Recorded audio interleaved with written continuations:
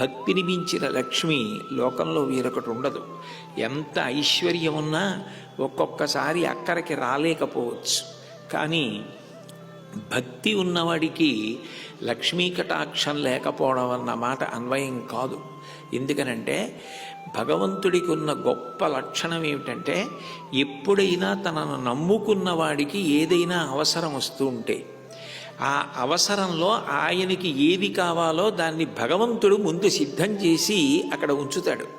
వీడికి అవసరం రాబోతోంది కాబట్టి దీన్ని వాడికి నేను చేరువ చెయ్యాలి అని. అందుకే భక్తిని పెద్ద లక్ష్మీ స్వరూపం. అటువంటి లక్ష్మి ఇక లోకంలో ఉండదు. భక్తి ఉన్నవాడు సర్వకాలముల యందు కాపాడబడతాడు. ఆ భాగవతంలో కుచేలుడి భార్య మాట్లాడుతూ ఒక మాట అంటుంది, కలలోనన్మున్నెరుంగని మహాకష్టాత్ముడైనట్టి దుర్బలుడు ఆపత్సమయంబునన్ నిజపదాబ్జాతంబు ఉల్లంబునం తలపన్ అంతని వచ్చి తన్నైన ఇచ్చున్ సునిశ్చల భక్తిభావములన్ భజించు వారికెడడే సంపద్విశేషోన్నతుల్ అంటుంది.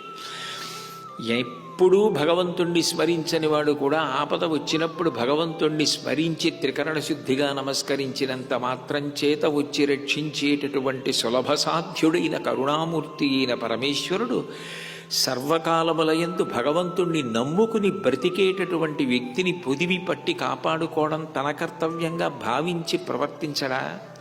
కాబట్టి భక్తిని మించిన లక్ష్మి లోకంలో లేదు.